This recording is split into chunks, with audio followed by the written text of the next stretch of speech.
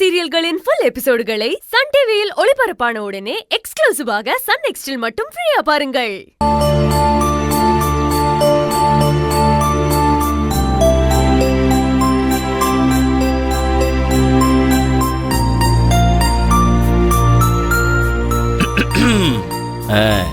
Hi பொண்டாட்டி. வாங்க வாங்க. என்னங்க இன்னைக்கு ஆபீஸ்ல இருந்து இவ்ளோ சீக்கிரம் வந்துட்டீங்க? அது ஸ்ரீபெரும்புத்தூர் பக்கத்துல ராஜேஸ்வரி அம்மா ஒரு புது கம்பெனி ஆரம்பிச்சிருக்காங்க. அதுக்கான வேலையெல்லாம் நடந்துகிட்டு இருக்கு. என்ன போய் அந்த சைட்டை பார்த்துட்டு அப்படியே வீட்டுக்கு கிளம்ப சொன்னாங்க. நானும் அந்த சைட்டை அப்படியே ஒரு லுக்கு விட்டுட்டு அப்படியே என் செல்லத்தோட அழகு முகத்தை பாக்குறதுக்கு மாமா சீக்கிரமா வீட்டுக்கு ஓடி வந்துட்டேன். கொஞ்சினது போதும். கொஞ்சவே இல்ல, அதுக்குள்ள போதும்னா எப்படி? இதெல்லாம் ரொம்ப அநியாயம்டி. நீங்க ஒரு இங்கிதம் தெரியாத மனுஷன். பகல்ல கூட ரொமான்ஸ் பண்ணிட்டு இருக்கீங்க. ஏய், இது என்ன கொடுமையா இருக்கு?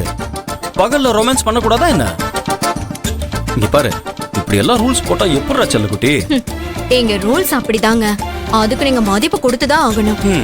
என்ன ரூல்ஸோ என்னவோ நீயும் சொல்ற, நானும் கேக்குறேன். பேசாம அடுத்த ஆயுதத்தை எடுத்துட வேண்டியதான். இந்தா. என்ன ஸ்வீட்டுங்க இதுவா?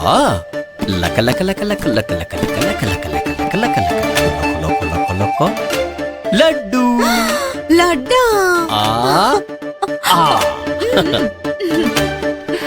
உனக்கு லட்டு பிடிக்கும்ல, அதனாலதான் உனக்காக வாங்கிட்டு வந்தேன். இந்த லட்ட யாருக்கும் தெரியாம மறைச்சு வச்சு நீ மட்டும் சாப்பிடு. வேங்க. இந்த சகல இருக்கான் பாத்தியா, அவனுக்கு மோப்ப சக்தி ஜாஸ்தி. நீ கதவை மூடிக்கிட்டு சாப்பிட்டாலும் வாசனைய கண்டுபிடிச்சு நீ இல்லாதப்போ லட்டு எடுத்துட்டு போய் அவன் பொண்டாட்டிக்கு கொடுத்துருவான். சகல ஒரு டைப்பான ஆளு, அதான் சொல்றேன். வேங்க, நீங்க கண்ணன்னு சொன்னதுக்கு அப்புறம் தான் எனக்கு ஒரு விஷயம் ஞாபகம் வருது. என்ன அது? உங்ககிட்ட ஒரு விஷயம் சொல்லணும்னு இருந்தேன். என்னடி?